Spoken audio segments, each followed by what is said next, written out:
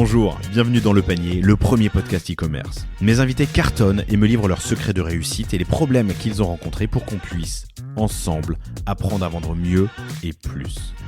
Mon engagement ici est simple, avoir une conversation sans filtre et sans faux semblants, et à ce que vous repartiez inspiré des succès, mais également des échecs, de mes invités, avec les bons outils et les bons réflexes. Quand d'aucuns cherchent à justement alléger un peu l'opérationnel et s'affranchir d'une partie du stock, toi, l'un des choix stratégiques que tu as fait au fur et à mesure des années et ta montée au capital et ta prise de direction était d'allonger, d'augmenter, d'approfondir le stock. C'est ça. Nous, on a un peu commencé comme un leader pure player, à l'inverse de ceux que tu vois dans d'autres secteurs de marché, c'est-à-dire eux, ils s'ouvrent en marketplace après coup. Nous, on venait de là, en fait. Donc finalement, on avait un modèle en flux tendu, comme une marketplace, avec les défauts et les qualités, c'est-à-dire parfois des délais plus longs, parfois des incidents plus nombreux parce que la communication entre deux outils qui gèrent le stock, celui du fournisseur et le tien, c'est 2 fois plus de chances de faire des bêtises. Donc nous, au fur et à mesure, pour augmenter la qualité de service, la disponibilité des produits, le taux de service, le délai d'expédition, on a hybridé le modèle et on a stocké les best-sellers qu'on avait révélés par le flux tendu.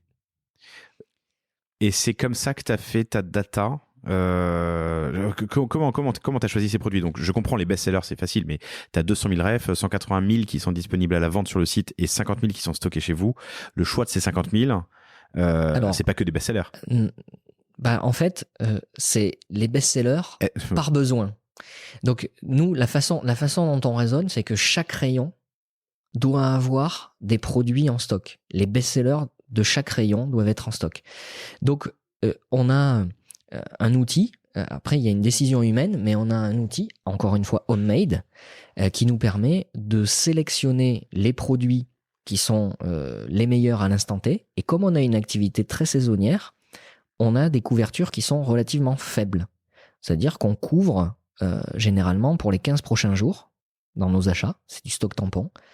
Et si le best-seller de la quinzaine qui suit change, ça nous permet très vite d'optimiser nos mètres carrés et de choisir le bon stock au bon moment, en fait. Voilà. C'est hyper intéressant, mais ça veut dire que c'est quelque chose qui est perpétuellement en mouvement. Tout à fait. L'outil doit être solide. Homemade et la décision humaine aussi. Et la décision humaine, elle accompagne en fait. Ça nous permet, si tu vois, dans un marché de passion, ça nous permet aussi de dépassionner l'achat de stock. Parce qu'en fait, ce dont on se rend compte, c'est que tu peux avoir des gens qui disent moi je crois à ce produit et je vais le prendre en stock, et puis tu te charges, et puis à la fin, les mètres carrés, le cash, il n'est pas indéfiniment disponible. Donc je trouve que nous, en fait, le meilleur acheteur, et l'acheteur chez nous, c'est le client, quoi. Voilà. C'est beau, c'est bien dit, et l'acheteur c'est le client, c'est pas faux, et le meilleur décideur c'est aussi un peu la data qui aide, quoi. Voilà. C'est quoi ton curseur? T'as une catégorie A, tu prends t'as 100 produits, tu prends les 5% de meilleures ventes, les 10, 15, 20% de meilleures ventes. Alors aujourd'hui, tu le places où? Nous, le curseur aujourd'hui, on fait en sorte d'hybrider le modèle, comme je te l'ai dit. Donc on va chercher à faire en sorte que une commande sur 2 puisse partir en 24 heures. C'est-à-dire ne soit composé que de produits qui soient en stock. Donc on place notre curseur en fonction de ça. Donc on regarde ce qu'on vend le plus et les combinaisons de ce qu'on vend le plus, et on choisit d'affecter notre stock comme ça. Ouais.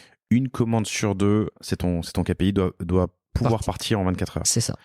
Sachant que tu as des commandes que tu as en stock, enfin des produits que tu as en stock, mais tu as aussi des produits, j'imagine, avec des fournisseurs privilégiés où tu as de la livraison quotidienne. Exactement, mais de toute façon, le flux tendu aujourd'hui, on l'améliore de façon très forte, et les fournisseurs privilégiés, comme tu dis, qui représentent 80% du flux tendu, me livrent, on commande chez eux quotidiennement, et ils me livrent généralement le lendemain.